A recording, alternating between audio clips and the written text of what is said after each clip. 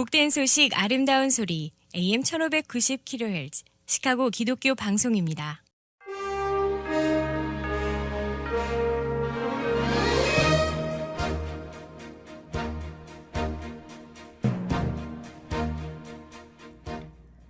청취자 여러분 안녕하십니까? 10월 27일 목요일 KCBS 헤드라인 뉴스입니다.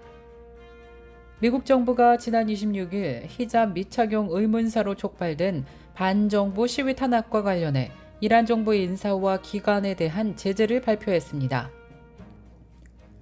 미국에서 종교적 쇠퇴에 대한 우려가 커지고 있는 가운데 성인의 10명 중 7명이 자신을 종교적이라고 답한 설문조사 결과가 나왔습니다.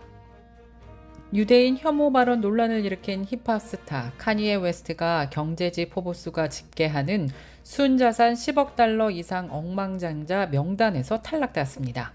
지난 2021년 11월 위스콘신주 미러키의 한 도시에서 열린 크리스마스 퍼레이드에서 SUV 차량을 몰고 사람들을 향해 돌진해 6명을 죽게 하고 여러 명을 다치게 한 혐의로 기소된 남성에 대한 재판 판결이 지난 26일 내려졌습니다. 시카고 경찰이 지난 22일 토요일 사우스 플라스키 로드 인근에서 도난당한 USPS 운송 차량 용의자를 공개 수배하고 나선 가운데 용의자가 지난 월요일 경찰에 붙잡힌 것으로 조사되었습니다.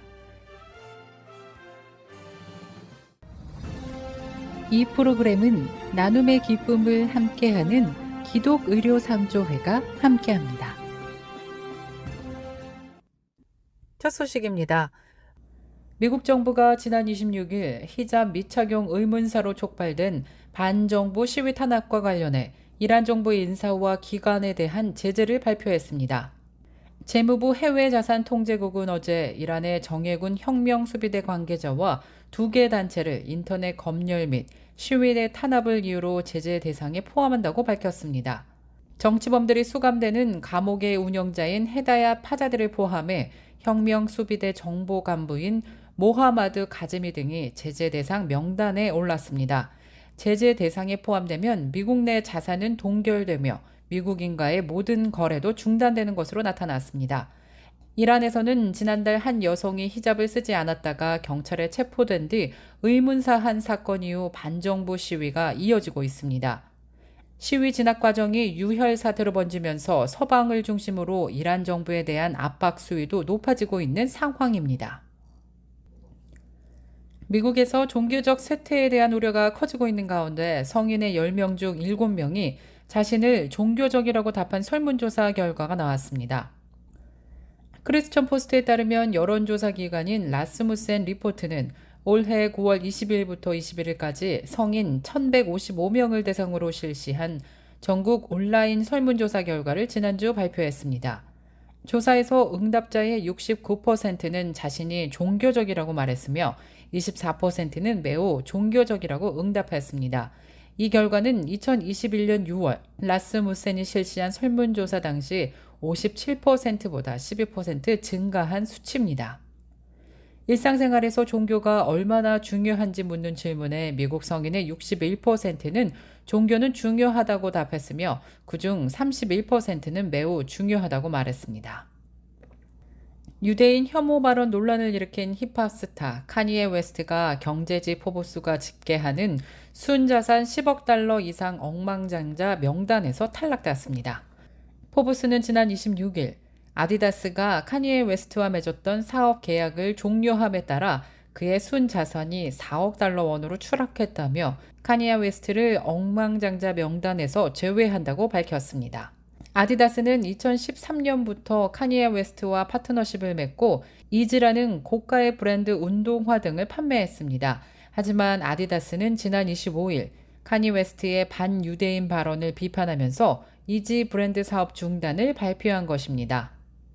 지난 2021년 11월 위스콘신주 미러키의 한 도시에서 열린 크리스마스 퍼레이드에서 SUV 차량을 몰고 사람들을 향해 돌진해 6명을 죽게 하고 여러 명을 다치게 한 혐의로 기소된 남성에 대한 재판 판결이 지난 26일 내려졌습니다.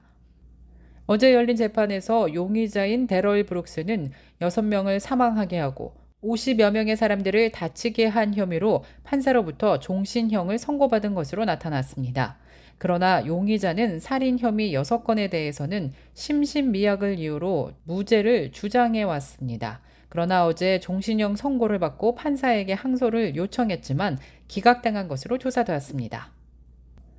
시카고 경찰이 지난 22일 토요일 사우스 플라스키 로드 인근에서 도난당한 USPS 운송 차량 용의자를 공개 수배하고 나선 가운데 용의자가 지난 월요일 경찰에 붙잡힌 것으로 조사되었습니다. 용의자인 남성은 44세로 이름은 케사 레미레즈로 나타났으며 차량 납치 및 USPS 운전자 여성 성폭행 시도 혐의로 구금 중인 것으로 조사되었습니다. 경찰 조사 결과 용의자는 사건 당시 USPS 운송 차량을 운전자가 잠시 비운 사이 차량 안에 몰래 올라탔고 28세의 여성 운전자가 차량 안으로 들어서려는 순간 성폭행을 시도했던 것으로 조사되었습니다. 다행히 운전자 여성은 범행 현장을 무사히 탈출했던 것으로 나타났습니다. 오는 11월 중간 선거를 앞두고 인플레이션을 억제하기 위해 고군분투 중인 조 바이든 대통령이 소비자에게 전가되는 숨은 비용 잡기에 나섰습니다. 바이든 대통령은 지난 26일 행정명령을 발표하고 추가 서비스 비용을 비롯해 소비자에게 마지막 순간 부과되는 불필요한 비용을 줄이기 위한 조치에 들어간다고 밝혔습니다. 바이든 대통령은 이 같은 비용은 쓰레기 비용이라면서 불공정하고 저소득층과 유색인종같이 생활고에 시달리는 미국인들에게 특히 충격이 크다고 지적했습니다. 바이든 대통령은 이 같은 비용은 대기업의 보탬일 뿐이며 소비자에게는 득이 되지 않는다면서 이제 이것들을 바뀔 때라고 선언했습니다. 그러면서 바이든 대통령이 우선 겨냥한 것은 계좌에서 잔고보다 많이 인출할 경우 은행들이 예고 없이 부과하는 초과 인출 비용입니다. 백악관에 따르면 저소득층에 집중되는 이 같은 비용을 통해 미국 은행들은 2019년 기준 155억 달러의 이득을 거둔 것으로 집계되었습니다. 이 밖에 공연이나 스포츠 경기 티켓 판매 시 마지막에 별도로 부과되는 서비스 비용이나 호텔들이 추가로 받아내는 비용 역시 대표적인 숨은 비용으로 거론되고 있습니다.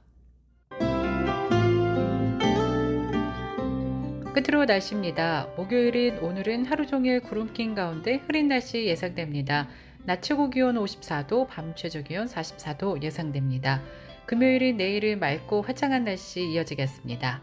낮 최고 56도, 밤 최저 기온 41도입니다.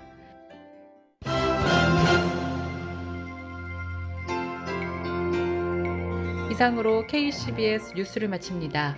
지금까지 KCBS 뉴스 유정임이었습니다. 청취해주신 여러분 고맙습니다.